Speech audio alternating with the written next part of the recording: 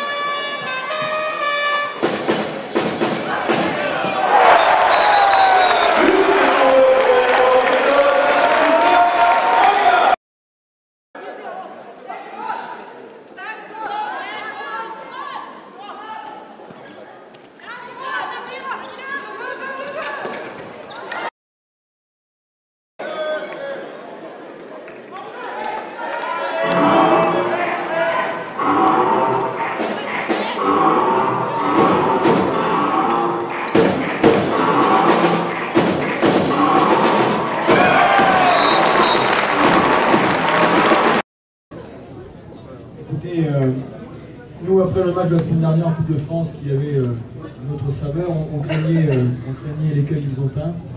On avait vraiment la peur de vigilance contre Besançon. Donc on connaissait sa combativité à domicile, malgré peut-être des résultats qui ne sont peut-être pas toujours ce que vous espérez, mais le championnat est difficile. Donc on a essayé toute la semaine de trouver, justement, de retrouver ce sentiment de vigilance et de ne surtout pas sous-estimer, malgré les résultats de la semaine dernière, l'équipe de Besançon. Donc écoutez, je pense que la première mi-temps a montré que Besançon devait être effectivement pris à sa juste valeur par mi-temps. Maintenant, on a un capital confiance qui nous permet, quand on est en difficulté, de ne pas plier, de savoir supporter les échecs. Et puis après, effectivement, grâce à notre défense, on a, je crois, la deuxième meilleure défense du championnat.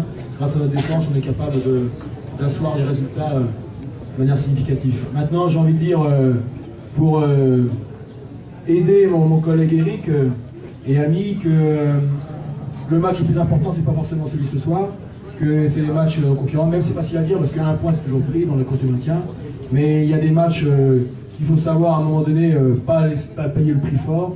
Il y a des matchs qu'il faut gagner, c'est des matchs avec les concurrents directs, parce que c'est des matchs à 4 points. Et je pense que vu la première mi-temps que nous avons fait de Besançon, je pense que Besançon a toutes les armes pour espérer gagner la semaine prochaine contre Fleury.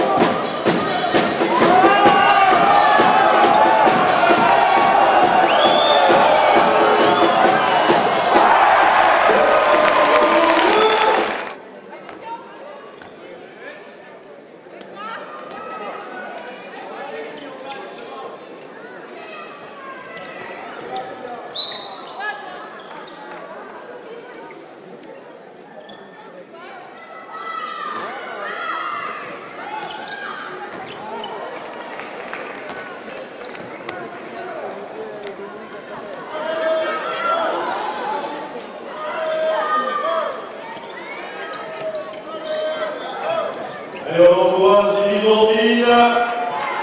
Allez, on les encourage.